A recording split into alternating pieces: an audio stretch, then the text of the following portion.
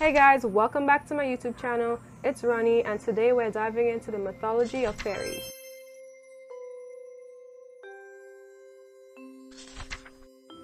Fairy, a mythical being of folklore and romance, usually having magic powers and dwelling on Earth in close relationship with humans. It can appear as a dwarf creature typically having green clothes and hair, living on the ground or in stone heaps, and characteristically exercising magic powers to benevolent ends, as a diminutive sprite commonly in the shape of a delicate, beautiful, ageless winged woman dressed in diaphanous white clothing, inhabiting fairyland but making usually well-intentioned intervention in personal human affairs, or as a tiny, mischievous and protective creature generally associated with a household heart.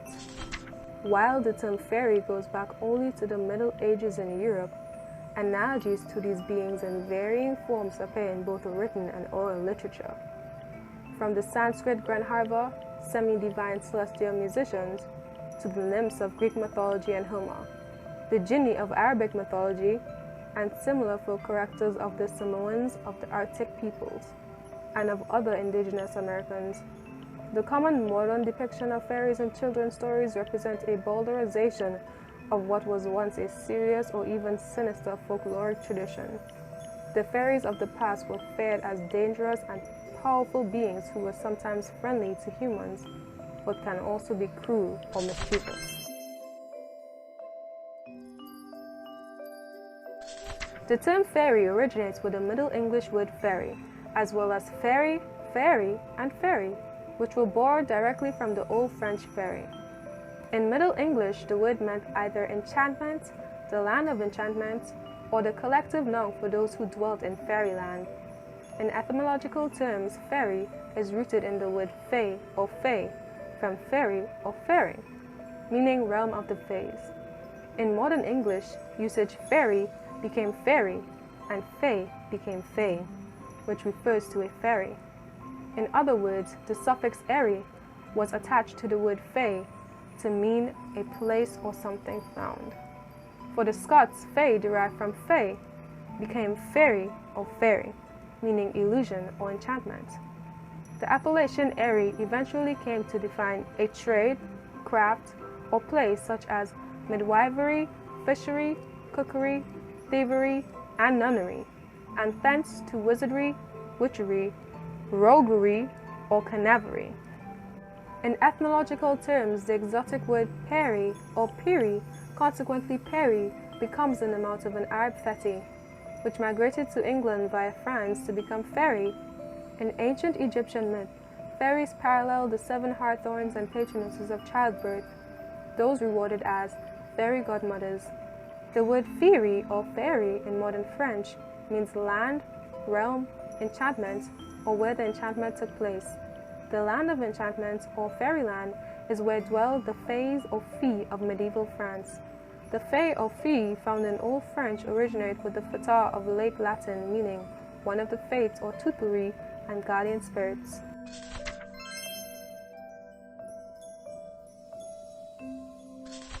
Most of the people use fairy and fairy in the same sense and do not consider having many differences. For them, it is just a difference in spelling and nothing else.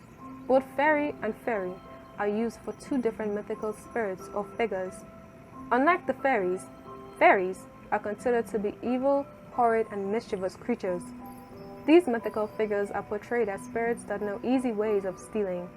For example, fairies steal children and keep them as slaves or pets.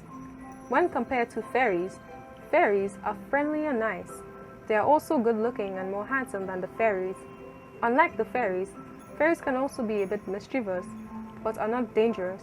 The fairies are evil, unfriendly, and cruel spirits. The fairies are a bit dangerous also. When comparing the 2 spirits, fairies are very playful and kind. The fairies are also cute in comparison to the fairies. In the lore of fairies, and also in fairy stories, these spatial creatures were often viewed as possessed, of a nature between spirits and man. In general, fairies had either a human-like appearance or were spirit-like creatures with a corporate semblance. In some shape or other, fairy beings are a worldwide phenomenon, who wherever they occur have some generalized characteristics in common. In many respects, fairy beings resemble human beings. Euphemistically, fairies have been called the wee folk, the good folk, the fair folk, and in Welsh tradition, the Telwa Teg. Fairies can be solitary, such as the tomt in Sweden, or gregarious but usually not strongly individualized, and few of the Celtic fairies have personal names. Fairies have occupations and amusements. They have offspring and they have fights. And in folklore and fairy tales, they share many calamities in their relations to mortals, which fall into 6 categories. Firstly, fairies help human beings. Secondly, fairies can also harm human beings. Thirdly, humans can be abducted by fairies for their own purposes. Fourthly, fairies can exchange their own offspring for human babies and thus the belief of the changeling. Fifthly, humans can be induced to visit fairyland.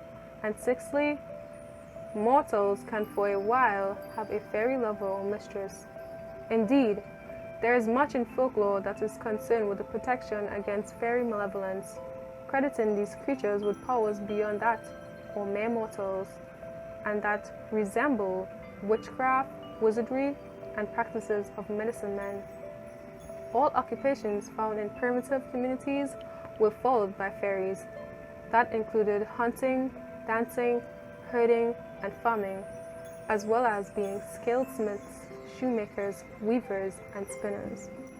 One fear of fairy retribution is the abduction of women and children. This reflects a dependency on humans whereby young women and expectant mothers are stolen in order to nurse fairy offspring, and the fairy compulsion for human women to assist as midwives and suckling nurses or seduce mortal men and women. A stolen baby is replaced with a misshapen fairy baby, known in Ireland as the changeling. The changeling was a replacement for an abducted human baby. All human females were also kidnapped and made to live as slaves in fairyland. The same could also happen with abduction of human midwives. The popular conception of a fairy is that of a very small, diminutive, sometimes tiny creature resembling a pygmy. They are often shown as angelic, young, or childlike, who are sometimes human-like winged sylphs. However, they can also be depicted as short, whizzing, troll-like gnomic figures with red or green eyes, or as tall, handsome beings. Fairies have therefore a variable size, which they can change or appear as birds and animals. In appearance, some accounts describe the fairy as having the stature of a 1-year-old child, who nonetheless resembles a bearded old man, which is rooted in beliefs of ancestral spirits. In appearance and disposition, sometimes they are beautiful, sometimes they are hideous, as shown by Spergans of Cornwall or the Northumbrian Durgans. It is often the case of the female beautiful fairy being contrasted with the ugly male fairy, as with the Irish Merrows. In folklore, fairies are described as humanoid with magical powers and the ability to shapeshift, with a propensity for malice and mischief, whose origins are even demonic. It is also believed that fairies cannot tell lies. It is among the fairy lore of the Celtic peoples there occurred the whispered theme of a race of little people who were driven underground by invading tribes. In Scottish folklore, the good fairies, the Seelie are well disposed towards humans, whereas the Unseelie are bad and mischievous fairies who work their evil against mortals, because some fairies are noted for malice and mischief. Therefore, fairies hostile to people are feared because they ruin or steal crops, drink or food, tools and grain, who milk cows and ride horses during the night, blow out candles and disrupt households. Their pranks can be a punishment for a perceived wrong. Fairy assistance to human and mortal is well attested with regard to home, hearth, and farm. Although in general terms, fairies are helpful, they are also mischievous and harmful to people if so roused. In the household, they will do chores such as floor sweeping, dishwashing, and tending the fire. The Seelie are the good fairies of the Scottish lowlands, who, however, can be hostile to humans if displeased. The unfriendly fairies are the unsilicotes, who are malevolent and concentrate their activities on harassment, injury, terror, or even extermination of mortals. The unseelie host, or the host of the unforgiven dead, are the Slayer of the Scottish Highlands. The Slayer are therefore the evil ones. They are numbered among the trooping fairies, along with the devil, the dandy dogs, and the yet hounds. Also with the other creatures of ill omen who hunt in packs, such as the Gabriel Ricketts and the Welsh Con Anon. There are also individual malevolent fairies such as the Durgar of the North Country, as well as the black dwarfs of English folklore, Germany, and Scandinavia.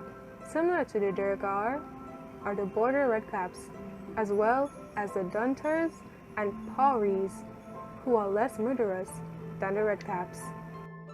Fairies are attributed with the ability to become invisible at their own choosing, and affected by donning a magic cap, cloak, or using certain herbs, and thus they can disappear, change their shape, and appear as human beings. The fairy characteristic is bestowed by the power of glamour, shape-shifting, and casting illusions. The word glamour was a Scottish term introduced into English literature that means magic, fantastic with the ability to juggle with sight. In other words, glamour is a magical charm cast by devils, wizards, and coup d'oeil in order to deceive the eye of the receiver. Indeed, humans have to be especially careful in their dealings with fairies.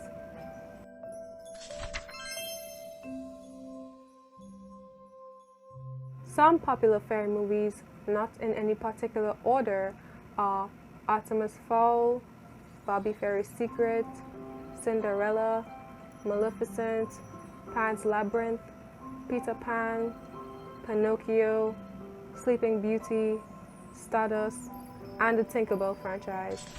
And that's it, guys. Thank you for watching my new YouTube video on fairies. Deuces.